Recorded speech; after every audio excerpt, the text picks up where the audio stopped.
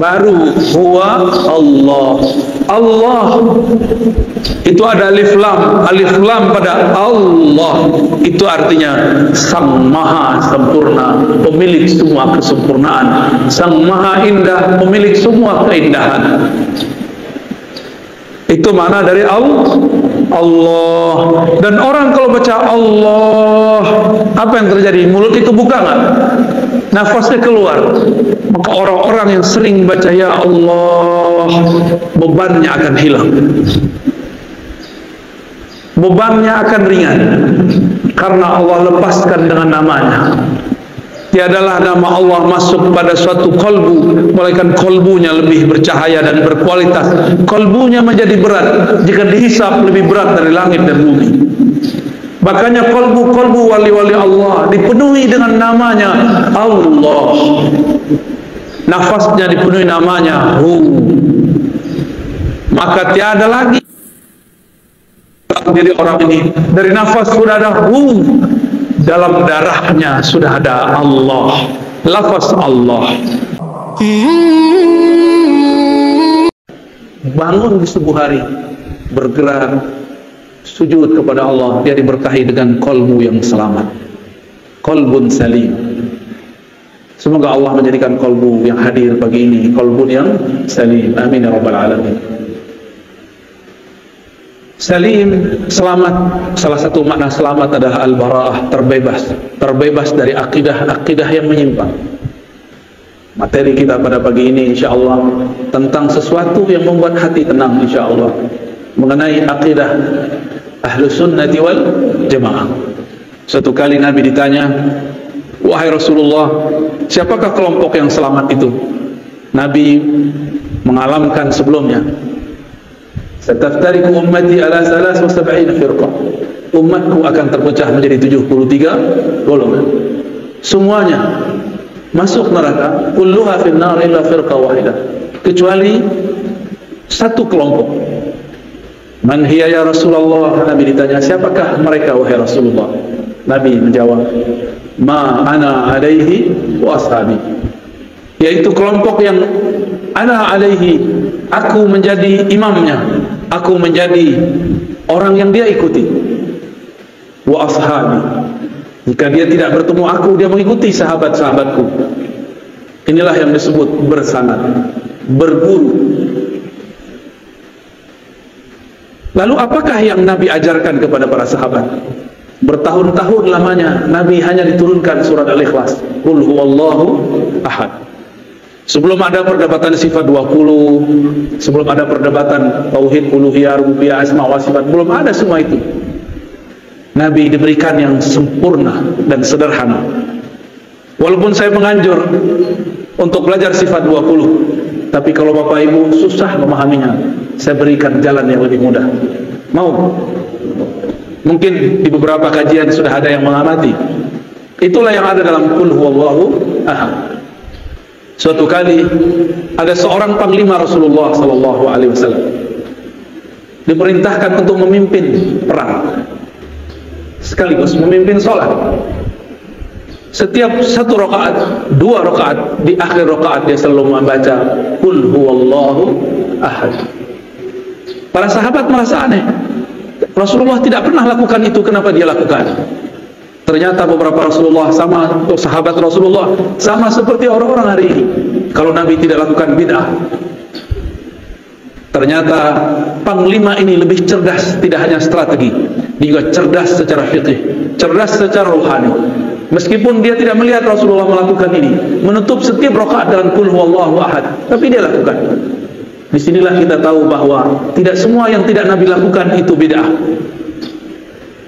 Pulang dari perang, hadis Sahih Bukhari, Kitabut Tauhid, bab tauhid dalam Sahih Bukhari.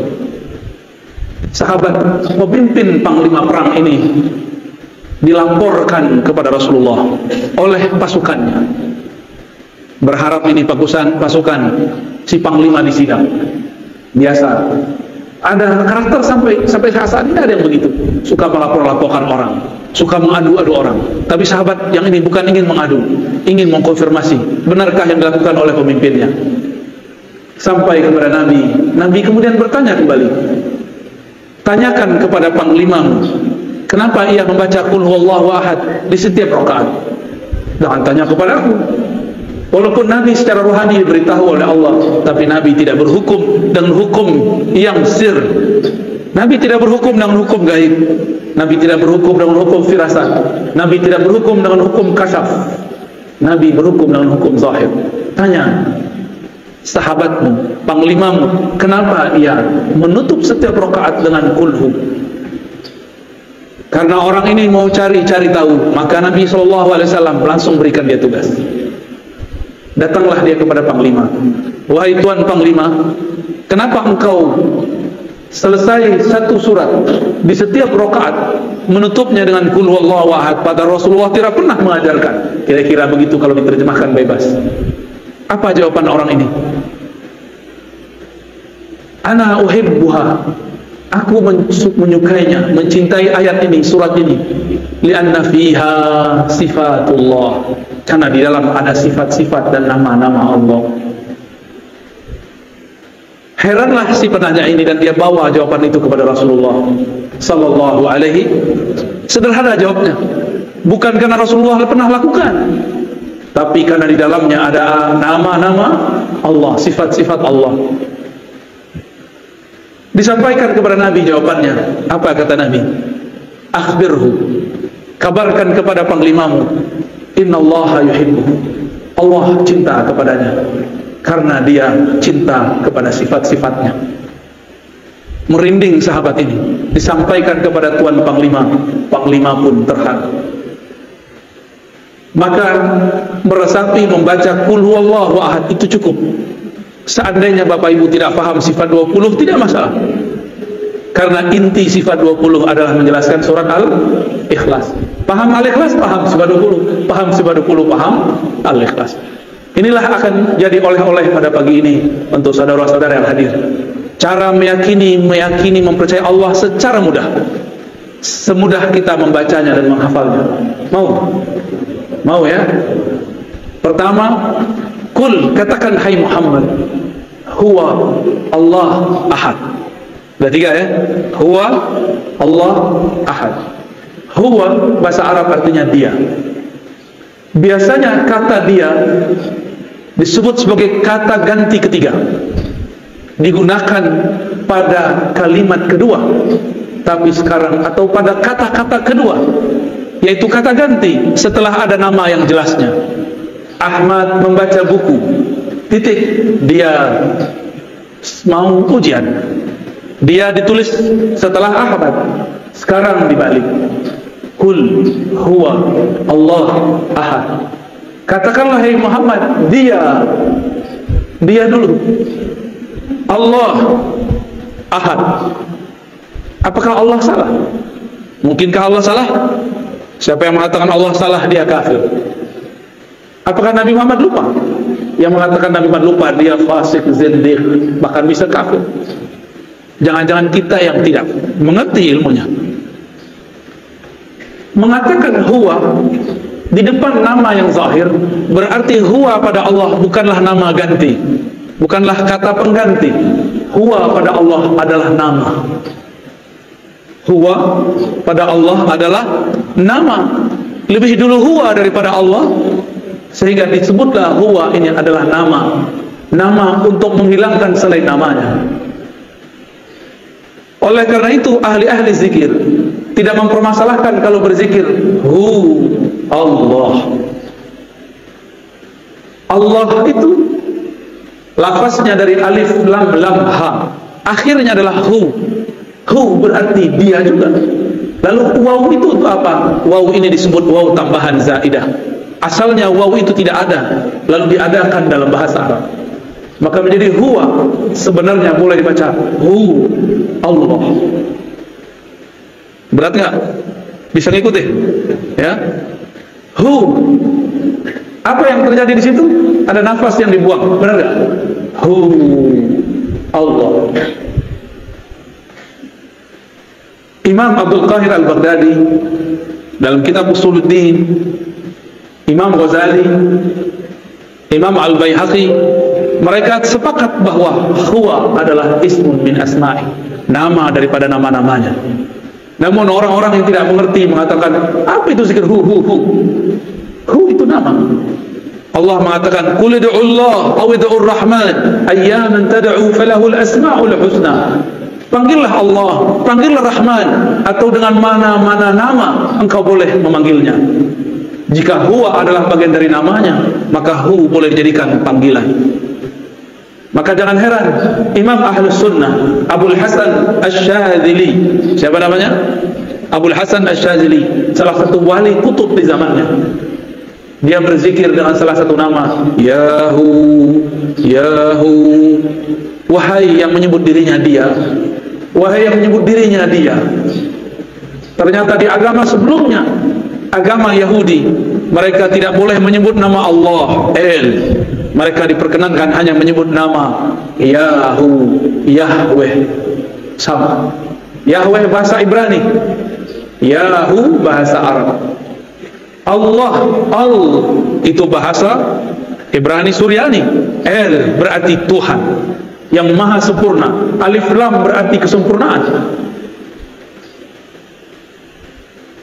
Jadi lafaz Allah itu sudah lafaz yang sangat umum dalam semua bahasa yang pernah ada. Bapak saudara yang makan Allah, itu baru hu. Kalau diteruskan panjang lagi, saya kalau sebut dia, apakah dia dapat dilihat oleh mata? Dia manusia, dia huwa. Apakah dia dapat dilihat oleh mata? Tidak. Apakah bisa disentuh? Tidak. Maka huwa bermakna dia yang maha suci daripada sifat jismiyah, sifat kebendaan. Allah bukan benda. Benda itu ada benda kasar, ada benda halus. Meja ini benda kasar, Pak. Cahaya lampu, cahaya matahari itu benda halus dalam bahasa Arab, jismun. Tiada benda kecuali bertempat. Allah huwa bukanlah benda. Itulah maknanya. Jika Allah bukanlah benda, maka kita tidak perlu mentakwil istawa. Istawa alal arsy, istawa bersemayam di atas arsy. Karena dia bukan benda, pastinya bukan menempati arsy. Karena dia bukan benda, dia tidak memerlukan arsy. Arsy yang memerlukan dia. Jika disebut yanzil, yanzilu Rabbuna, Rabb kita nuzul, turun. Karena dia bukan benda, turunnya bukan dari atas ke bawah. Disebut dalam Al-Quran, yadullah fawqa aydihim, tangannya di atas tangan mereka yang berbaiat. Karena dia bukan benda, maka tangannya bukan tangan ini, bukan juga tangan khayali, tapi hanya dia yang tahu maknanya. Inilah yang dikatakan oleh Imam Salafus Saleh, Imam Malik, Imam Syafi'i, Imam Ahmad, yang kemudian disalahartikan oleh sebagian kelompok. Apa kata imam-imam tersebut? Imam Syafi'i sebagaimana diriwayatkan oleh Imam Al-Baihaqi mengatakan, ala ma aradahu Allah wa rasuluh, istiwa, nuzul, yadun, tangan dan lain sebagainya, sesuai dengan yang Allah maksud, bukan yang engkau maksud. Apa maksud Allah? Ada yang tahu? Allah merahasiakannya, membayangkannya sama dengan membayangkan zatnya, dan itu adalah akidah yang batil. Ada orang bilang jangan bayangkan zat Allah, tapi dia membayangkan Allah duduk tanpa sengaja. Jangan bayangkan Allah, tapi dia tanpa sengaja membayangkan Allah turun dari aras ke bumi. Berarti dia main-main dengan kata bayang membayangkan. Jika Allah itu bukan benda, bisakah dipikirkan? Nggak bisa dipikirkan. Dia hanya bisa dirasakan. Beratnya, baru pagi-pagi udah digoreng nih otak ini, tapi ruhnya senang, Pak. Makanya nggak tidur kan? Pada ngantuk tuh. Itu jiwanya senang sekali tuh. Ini yang aku cari. Baru huwa Allah. Allah itu ada alif lam. Alif lam pada Allah itu artinya sang maha sempurna, pemilik semua kesempurnaan, sang maha indah, pemilik semua keindahan. Itu makna dari Allah. Dan orang kalau baca Allah, apa yang terjadi? Mulutnya kebuka nggak? Nafasnya keluar. Maka orang-orang yang sering baca ya Allah, bebannya akan hilang, bebannya akan ringan, karena Allah lepaskan dengan namanya. Tiadalah nama Allah masuk pada suatu kolbu, melainkan kolbunya lebih bercahaya dan berkualitas. Kolbunya menjadi berat jika dihisap lebih berat dari langit dan bumi. Makanya kolbu-kolbu wali-wali Allah dipenuhi dengan namanya Allah. Nafasnya dipenuhi namanya Hu. Maka tiada lagi diri orang ini dari nafas sudah ada Hu, dalam darahnya sudah ada Allah, lafaz Allah. Kalau demikian, maka syaitan tidak dapat mengganggunya. Meskipun tubuhnya bisa dikuasai, tapi kolbunya menjadi singgasana Allah Subhanahu wa ta'ala. Allah di dalam surat Luqman dikatakan, wala in sa'altahum man khalaqas samawati wal ard la yaqulunna Allah. Jika engkau bertanya kepada orang-orang kafir, orang-orang musyrik, maksudnya musyrik Makkah, siapakah yang menciptakan langit dan bumi? Mereka akan menjawab Allah. Berarti musyrik Mekah pun tahu bahwa pencipta langit dan bumi adalah Allah. Mereka sekedar tahu, tapi pengetahuannya tidak sempurna, maka dibatalkan di belakang. Qul alhamdulillah, katakanlah syukurlah kalau begitu. Bal aktsaruhum la ya'lamun. Tapi sebenarnya mereka enggak mengerti. Sayang, ayat ini untuk orang kafir dan musyrik, tapi oleh kawan kita sebelah digunakan untuk orang sesama muslim. Mereka mengatakan para sufi, para orang-orang Asy'ari sama akidahnya dengan orang musyrik, percaya Allah pencipta tapi tidak menyembahnya. Maka jangan heran nanti kelompok-kelompok ekstrim ini sekarang sudah mengatakan sufi agama baru. Mereka menuduh Asy'ari sebagai kelompok-kelompok yang sesat, menyesatkan. Mereka akan menyebut selain kelompok dia sesat, padahal mereka kelompok kecil tapi suaranya sangat berisik. Dulu pendiri-pendiri gerakan besar di dunia, pendiri Nahdlatul Ulama, Tarbiyah Islamiyah, Muhammadiyah di Indonesia, semuanya adalah orang yang berakidah Asy'ariyah, meyakini sifat 20. Pendiri Wasliyah, Al-Khairat, NW Nahdlatul Watan, Matali'ul Anwar, semuanya berakidah Asy'ariyah. Ahlus Sunnah wal, tiba-tiba mereka sekarang bilang Asy'ari bukan Ahlus Sunnah. Al-Azhar Ahlus Sunnah Asy'ariyah, langsung ditulis. Ulama Habaib di Yaman, Hadramaut, Al-Habib Umar, Al-Habib Al-Adni, semuanya berakidah Ahlus Sunnah Asy'ariyah. Guru saya Syekh Taufik Al-Buti punya ayah Muhammad Taufik Muhammad Ramadan Al-Buti, Muhammad Sa'id Ramadan Al-Buti, akidahnya pun Ahlus Sunnah. Syekh Wahbah Zuhaili ahli fikih abad ini yang baru saja wafat, beliau juga Ahlus Sunnah. Guru kami Syekh Badi Sayyid Al-Lahram mengatakan, jika ada orang mau buat mazhab zaman ini, Wahbah Zuhaili lah imamnya, tapi dia tidak mau buat mazhab baru. Tapi tiba-tiba datang sekelompok mengatakan Asy'ari bukan Ahlus Sunnah, tapi suaranya berisik, seakan-akan dia lebih mengerti akidah Asy'ariyah daripada kita. Bahkan beberapa ustaz mereka sudah mulai terang-terangan di YouTube, di Facebook mengatakan Asy'ariyah firqatun dhallah, Asy'ari kelompok yang sesat. Di Malaysia sama, mereka sudah mulai muncul. Di India ada satu madrasah Duaiban, itu madrasah untuk kajian-kajian Ahlus Sunnah, kajian hadis. Jemaah tabligh orang-orang yang mendirikannya berasal dari kajian-kajian yang ada di Duaiban. Dan beberapa madrasah-madrasah sekitar India, Pakistan, mereka berakidah Asy'ariyah Maturidiyah. Datang Albani mengatakan, tidak, kalian sufi baru, kelompok sesat. Di mana lagi? Di Turki ada Badi'uz Zaman Said Nursi. Beliau memegang 7 thariqah lebih kurang. Salah satu thariqah yang ia sebut dalam Masnawinya adalah thariqah An-Naqsyabandiyah. Zikirnya disebutkan zikir khafi. Said Nursi juga dianggap sesat oleh mereka karena Said Nursi berakidah Asy'ariyah Maturidiyah. Itu gerakan hampir satu zaman. Pendiri Jemaah Tabligh Maulana Ilyas Al-Kandahlawi, akidahnya Ahlus Sunnah. Di Mesir ada namanya Hasan Al-Banna, pendiri Ikhwanul Muslimin yang awal, bukan yang setelahnya. Dia Ahlus Sunnah, tapi yang setelahnya Kutub sudah terpengaruh oleh kelompok takfiriyah. Maka saya selalu membedakan Ikhwanul Muslimin Hasan Al-Banna dengan Ikhwanul Muslimin Said Kutub. Jika ada di negeri ini orang mengikuti Ikhwanul Muslimin, kita tanya, Anda mana? Anda ikut imam yang mana? Sebelum itu ada Syekh Muhammad Ali As-Sanusi di Afrika bagian utara. Dia seorang ahli hadis, mursyid tariqah Idrisiyah As-Sanusiyah, berakidah Asy'ariyah, bermazhab Maliki. Apalagi semuanya berakidah Asy'ari. Jika kita sebut akidah Asy'ari sesat.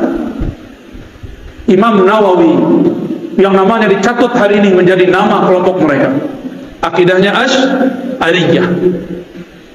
Siapa lagi? Sebut semua ahli hadis yang kamu tahu, rata-rata dia Asy'ariyah.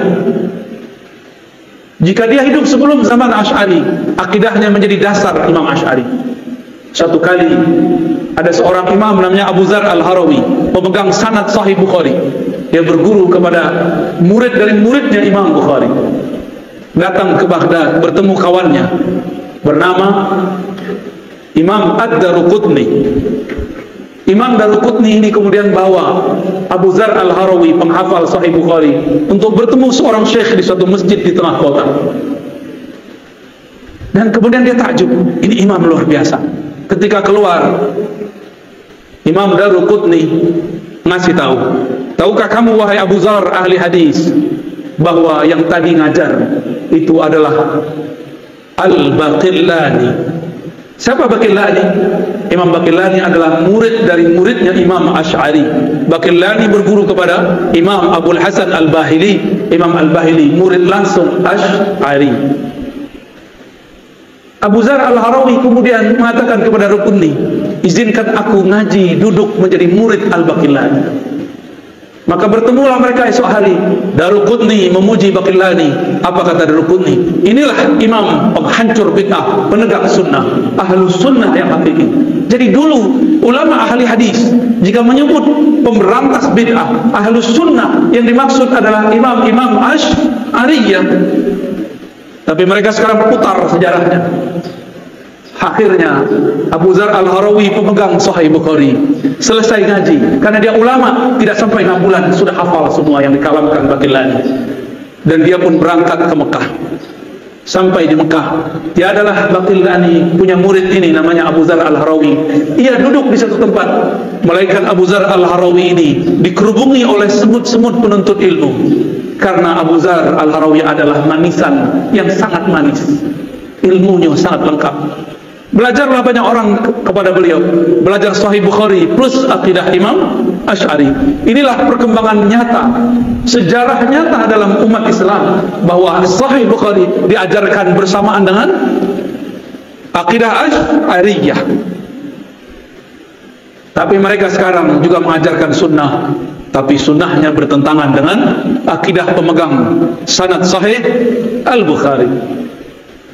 Walhasil murid-murid Abu Dzar, karena dia tinggal beberapa waktu di Mekah, muridnya menyebar ke timur, ke barat, ke utara, ke selatan. Menyebarlah sampai sekarang bertemu salinannya di Maroko, tempat UAS dulu pernah kuliah. Bertemu salinannya, salinan Sahih Bukhari dan penjelasan-penjelasannya. Bahwa Abu Dzar Al-Harawi ilmunya sampai dibawa ke Maroko. Zaman itu belum ada bus, belum ada mobil, belum ada pesawat, tapi ilmunya dari Mekah dibawa orang ke ujung Afrika bagian barat. Luar biasa. Maka kelompok-kelompok ekstrim Mujassimah yang menjisimkan Allah menuduh Abu Dzar dengan kata laknat, laknatullah ala Abi Dzar. Jadi dari dulu ahli hadis yang ahli sunnah sudah disesat-sesatkan, seperti mereka juga menyesatkan kita hari ini. Jadi jangan heran kalau mereka mengatakan laknatullah alaika ya Razi. Wajar, saya sekarang mengajarkan Sahih Bukhari sekalian mengajarkan akidah Imam Asy'ari. Mereka khawatir gelombang Abu Dzar Al-Harawi terjadi kembali. Gimana Bapak Ibu? Takut? Mau dihidupkan lagi? Hidupkan lagi. Di sini saya yakin ada ulama-ulama yang ahlullah, yang mereka bisa membaca kitab-kitab Allah dengan hati yang tenang, pikiran yang tajam. Bergurulah kepada mereka.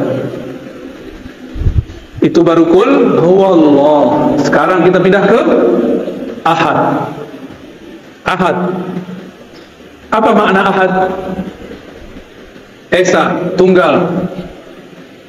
Bukan satu. Satu itu masih bisa dibilang. Tunggal tiada duanya. Esa tiada keduanya. Kalau satu masih ada dua. Ini perbedaan angka satu dengan esa. Wahid dengan ahad berbeda. Ahad itu adalah kesendirian Allah dengan zatnya. Bisa diulangi. Ahad itu kesendirian Allah dengan zatnya. Tiada bersamanya kecuali dia semata-mata. Tiada insan, tiada ar-razi, tiada masjid ini, tiada kecuali hanya dia. Maka disebutlah ahad itu namanya yang qadim. Nama apa? Qadim adalah masa sebelum adanya suatu masa azali.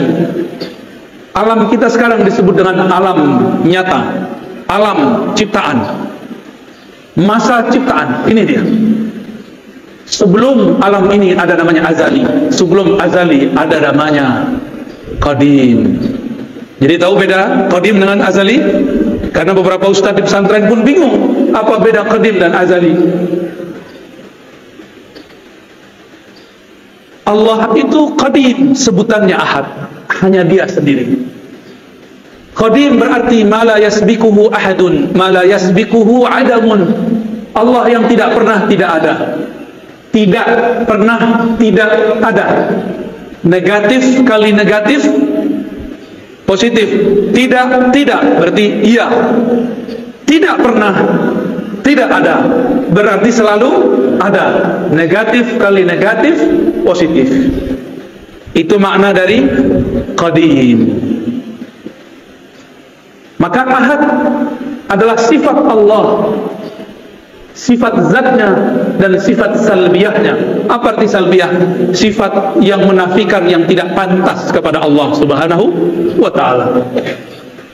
Tapi lebih tepat kita artikan yang pertama. Inilah sifat zatnya, dia hanya sendiri. Inilah kalam dari Abu Dzar yang dia dapatkan dari riwayat-riwayat Imam Bukhari.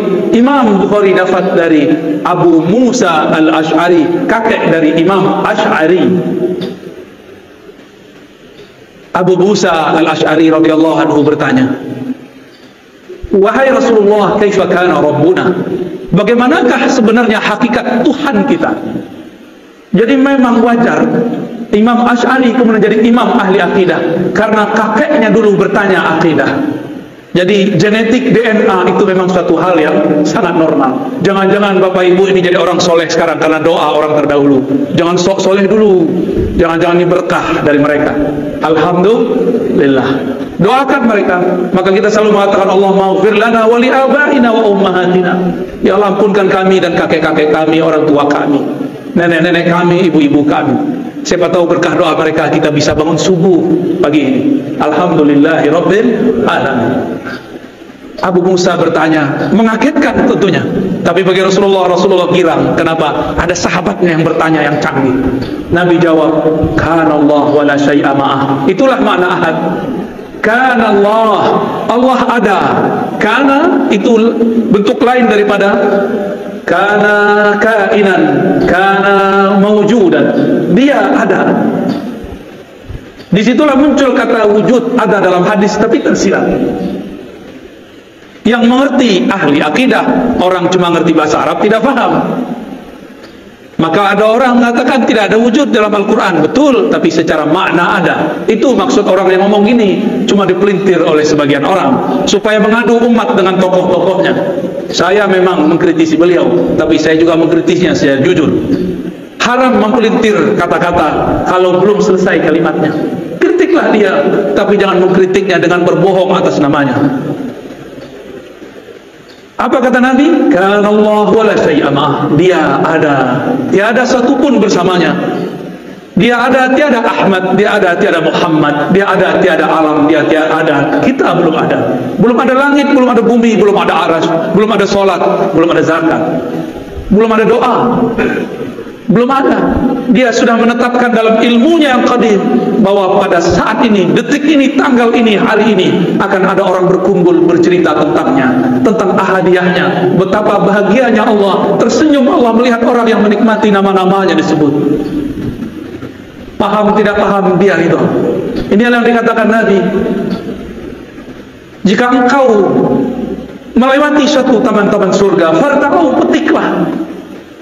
Apakah keutamaan surga wahai Rasulullah? Majelis-majelis zikir. Zikir itu ada zikir menyebut namanya, ada zikir mempelajari sifat-sifatnya. Inilah kajian akidah dan tauhid. Bahkan lebih tinggi kajian menyebut sifatnya daripada hanya menyebut-nyebut namanya. Orang-orang yang mengerti sifat Allah, makomnya lebih tinggi di sisi Allah daripada orang yang hanya mengenal namanya. Seperti orang yang tahu nama seseorang tapi tidak tahu siapa yang punya nama. Bapak Ibu jamaah subuh di hari Jumat, hari Kamis, apa Jumat? Hari Jumat berkumpul dalam pagi ini dua keberkahan, barakatus sabah, barakatul Jumat. Keberkahan subuh, keberkahan Jumat. Jadi Ahad, apa arti Ahad?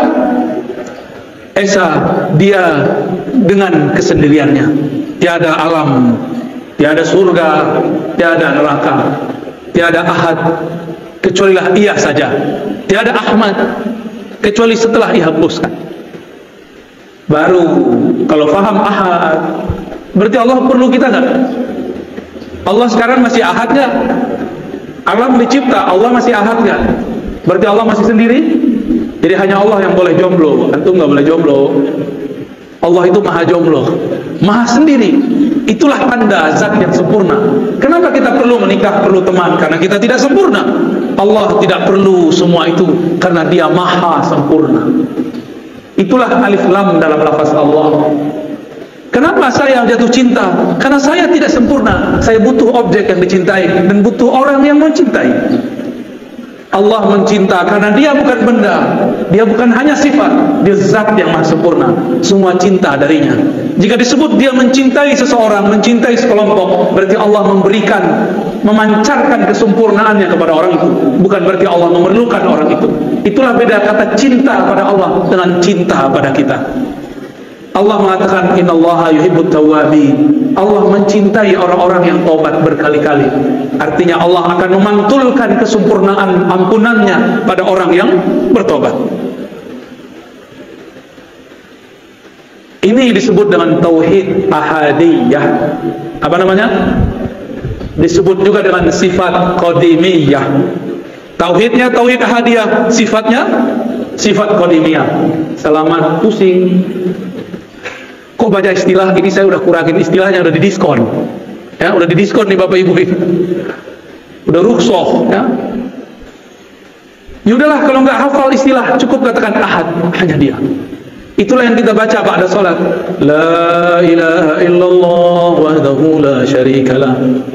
Lahul mulku wa lahul hamdu yuhyi wa yumiit wa huwa ala kulli syai'in qadir.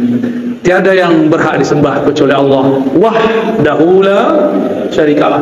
Dialah satu-satunya, tiada sesuatu di sampingnya. Tiada sesuatu yang berserikat dengannya. Apa maknanya? Allah kirim Jibril bukan berarti ia butuh Jibril. Jibril yang perlu dikhidmatkan oleh Allah. Allah kirim Mikail untuk mengantarkan rezeki. Bukan Mikail membantu Allah, justru Mikail terbantu karena berkhidmah kepada wali-wali Allah. Mikail membantu Allah atau membantu kekasih Allah? Membantu hamba Allah. Ya, Mikail tugasnya mengantarkan rezeki. Benar. Untuk Allah atau untuk hamba Allah? Jadi Allah perlu Mikail atau Mikail perlu Allah? Mikail perlu Allah. Maka jika disebut istawa al-ars, dia bersemayam di atas aras, bukanlah ia memerlukan aras, justru araslah yang memerlukannya. Kalau bahas aras itu ilmunya ilmu mi'raj. Semoga nanti ada ustadz yang menjelaskan tentang hakikat mi'raj di sini, maka akan faham apa makna aras. Aras bukan tempat tinggal, bukan tempat ia berada, karena dia sudah ada sebelum aras. Jika dia ada di atas aras, berarti sudah ada dualisme. Satu dia, satu aras. Berarti syirik. Batal ahadiyahnya. Ahadiyah ini nama lainnya tauhid uluhiyah. Maka tauhid uluhiyahnya kita berbeda dengan uluhiyah yang sebelah. Paham? Mereka tauhid uluhiyahnya Allah bersama aras. Allah di atas, aras berada di atas. Kita tidak. Karena sesuai hadis Bukhari, Nabi lebih faham daripada ente. Nabi ngomong, "Kana Allah wala syai'a ma'ah." Allah ada, aras belum ada. Maka sekarang dia tetap sendiri karena dia sempurna, tidak berubah-ubah. Apa ciri-ciri sesuatu yang sempurna? Dia tidak berubah. Apa ciri-ciri sesuatu yang akan sirna? Dia berubah. Bapak dulu lahir udah ada uban, Pak? Belum, Pak ya? Maaf Pak ya, ditanya Pak ya. Lahir udah ada uban belum? Belum. Sekarang ada uban. Berubah nggak? Dulu lahir segede ini nggak? Sebesar ini nggak? Lahir sebesar ini, rojol, emaknya langsung mati. Kenapa? Anaknya lebih gede dari emaknya. Mungkin pecah perut emaknya kali ya. Wah, nggak mungkin. Kita lahir kecil, jadi balita, jadi anak-anak, jadi remaja, jadi dewasa. Tahu-tahu sudah beruban, Pak. Saya sudah ada uban. Untungnya jenggotnya belum beruban, jadi belum ketahuan tuanya. Cuma sok-sok tua. Lihat Pak perubahannya, bercermin sesekali. Ya Allah, aku dulu masih main kejar-kejaran sama temanku. Dulu masih berenang di kali, masih guling-guling di pasir, masih merengek kepada mak bapakku. Sekarang bukan aku yang merengek, anakku merengek, cucuku merengek. Aku sudah berubah, ya Allah. Perubahan apa lagi, ya Allah? Kalau sudah tua, apa lagi? Dijemput nyawanya. Sudah siap belum? Tapi kalau sudah kenal Ahad, harusnya siap. Walaupun amal belum banyak, cukup katakan ya Allah, modalku satu, Qul huwallahu ahad. Selamat Pak. Jadi nanti kalau mau bangun tidur, bangun dari alam kubur, katakan huwallahu ahad, huwallahu ahad. Malaikat bingung mau hisab. Ini orang udah sakar, udah mabuk berallah, bertuhan. Udahlah, biarin tidur aja lah. Temannya Allah, ahlullah, aulia Allah. Maka biasakan sebelum tidur baca qul huwallahu ahad. Biasakan bangun tidur baca Allahu ahad. Biar bangun tidur itu, kalau bangunnya nanti bukan di bumi ini, tapi bangunnya di alam barzakh. Malaikat penunggu di alam barzakh hormat kepada kita. Wow, ada panglima, ada jenderal wali-wali Allah masuk ke tempat kita. Ayo kita sambut. Mau tidur wajib baca qul, bangun baca Allah ahad, Allah ahad, baru baca doa. Ya, Bapak nggak percaya nanti protes kalau udah meninggal ya. Gimana cara protesnya? Bisa Pak, datangin saya lah mimpi. Kalau diizinin, biasanya nggak diizinin Pak. Cukup kata malaikat. Malaikat mau nanya, man rabbuka? Kita udah bilang Allah ahad, Allah ahad, Allah ahad, Allah ahad. Bingung malaikat mau nanya, ilmunya lebih tinggi dariku, kata malaikat kan. Mungkar nakir itu tugasnya cuma mengatakan man rabbuk, man nabiyuk, siapa Rabbu, siapa nabimu, dua aja tugasnya. Tapi sebelum itu lamanya bukan main. Antara dia dimatikan dan dia dikuburkan, dari dikuburkan sampai ditanya bukan lamanya bukan main. Gak bisa langsung ketemu Allah Pak. Enak amat langsung ketemu Allah. Kalau gitu saya mau mati langsung aja ya. Gak mudah. Kecuali wali. Wali itu diizinkan. Bapak Ibu yang dimuliakan Allah, itulah tauhid ahadiyah. Tauhid apa? Gampang ya. Dalam ahadiyah terhimpun sifat zatiyah, nafsiyah, dan sifat salbiyah. Allahus samad. Ini yang terakhir ya. Tapi sebenarnya kalau diterusin masih banyak. Tuh ada 3 ayat lagi ya. Allahus samad. Allah lah tempat semua makhluk bergantung. As-samad inilah sifat ma'ani. Disebut tauhid samadiyah. Itulah yang disebut ilmun hayat sama basar. Ya. Kalam, qadir, yani qudrah, iradah, itu dia di samad. Allahus samad artinya semua dari kita, bahkan satu helai di tubuh kita memerlukan campur tangannya. Yang menumbuhkan rambut Allah atau kita? Yang mengedipkan mata kita apa Allah? Yang mendenyutkan jantung Allah apa kita? Beneran? Coba kedipin matanya. Ting. Tuh, nggak kedip. Kedipin matanya Pak. Bisa? Tuh, jadi kaku kan? Selama ini antum sadar atau tidak? Mata berkedip, nggak sadar kan? Itu yang sadar Allah. Jadi kita udah lupa sama mata kita, Allah nggak lupa untuk menggerakkan mata kita. Coba tanya dokter, kalau mata nggak kedip gimana? Rusak mata kita. Ingat nggak Pak jantungnya denyut, berdetak? Nggak ingat.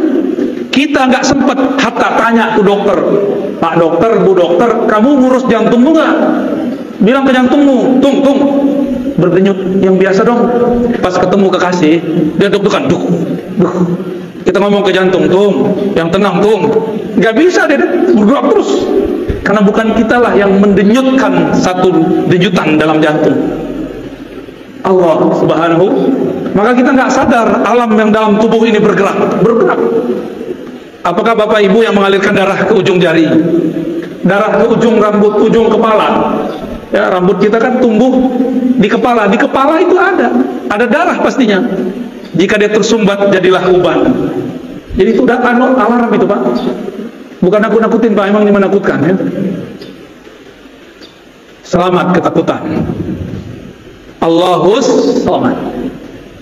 Jangankan alam semesta ini, tubuh yang kecil ini 100% semua adalah pancaran dari selamatnya. Maka kita ini tiada hidup kecuali karena Allahus samad. Dalam as-samad itu adalah berkata kun. Jika dia berkehendak, dia berkata kun. Dua sifat ini, ahadiyah, samadiyah, itu gabungan jadi sifat 20. Gampang kok? Itu khatam langsung sifat 20. Cuma detailnya belum. Mahal itu, Pak ya? Mahalnya tidak dapat dibeli, tapi karena sayang dikasih jual. Alhamdulillah Rabbil Alamin ya. Udah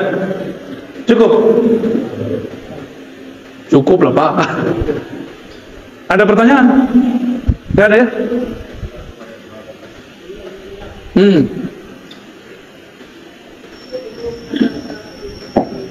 Sebelum Azaliyah, Asy'ari, bagus. Itu sering dijadikan oleh kelompok tertentu untuk mentasydid umat. Pertanyaan bagus, Pak. Mungkin itu juga yang bikin Bapak galau selama ini ya. Sebelum Imam Asy'ari, apa akidah umat? Apakah Rasul ikut Asy'ari? Ya nggak mungkin, Asy'ari baru hidup abad ketiga Hijriah. Kata kawan, ente mazhab Syafi'i, tapi kok akidahnya Asy'ari? Coba, Syafi'i ikut Asy'ari nggak? Saya sudah sering mengatakan pertanyaan begini, pertanyaan yang bisa menjebak dirinya sendiri.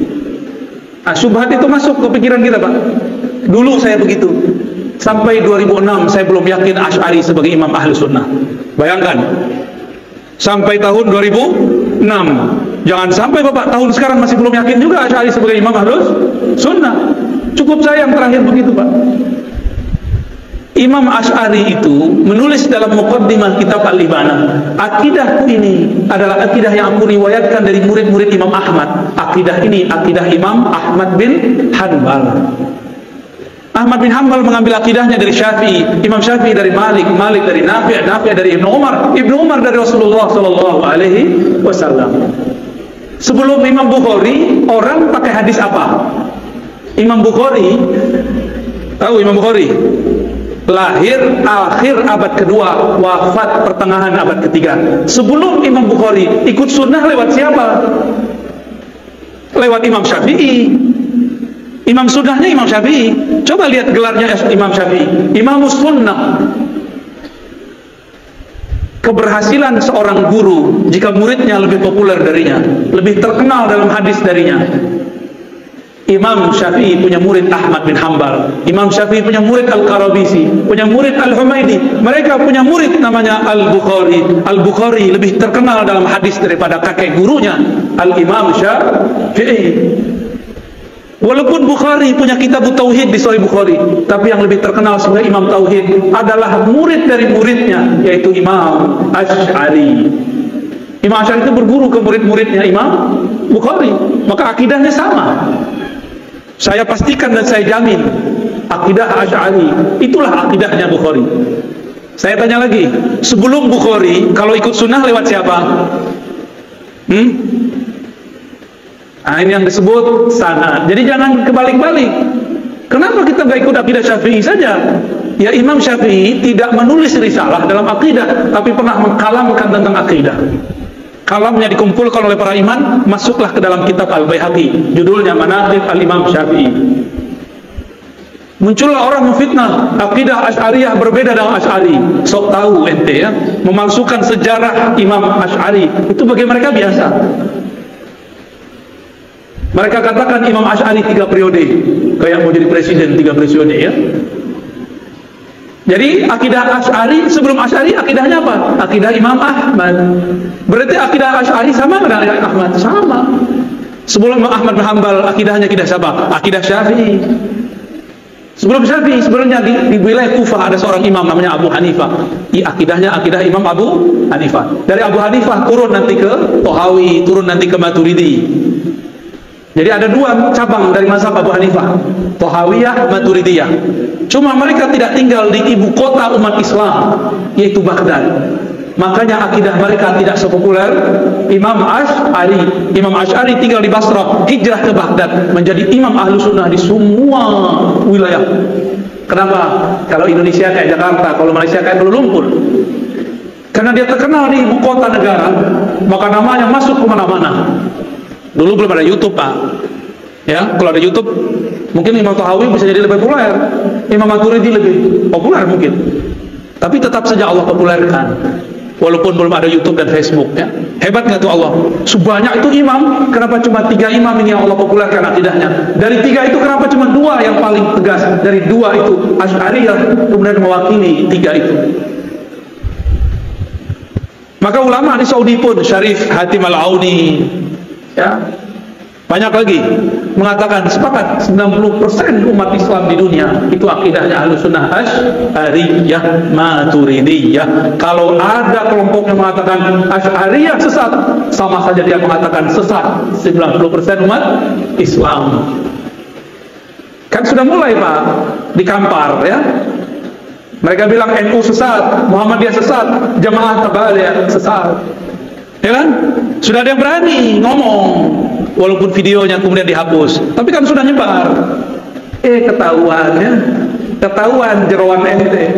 Mereka bencinya bukan main, akidah penuh kebencian. Kita nggak perlu benci mereka, kita mengatakan kita berbeda, nggak usah benci-bencian. Karena mereka menyulut api kebencian, kita harus meredamnya. Karena banyak orang awam pun terbakar oleh kebencian itu dan salah paham. Terjawab, Pak? Alhamdulillah.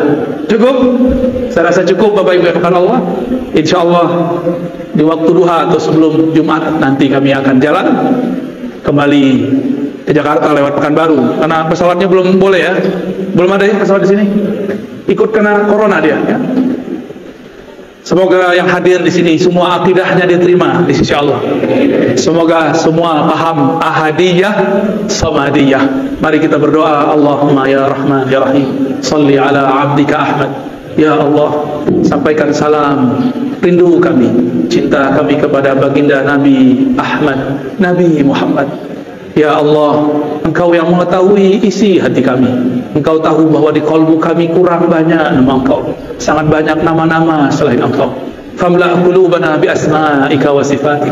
Maka pagi ini ya Allah, di pagi penuh berkah ini ya Allah, dengan keberkahan namamu Ahad Samad, dengan kemuliaan surat Qul Huwallahu Ahad, maka berikan cahaya di kalbu kami, cahaya namamu Al-Ahad, cahaya namamu As-Samad. Ya Allah, bi ahadiyatik, dengan kekuatan ahadiyahmu, hidupkan kami dalam tauhid yang benar.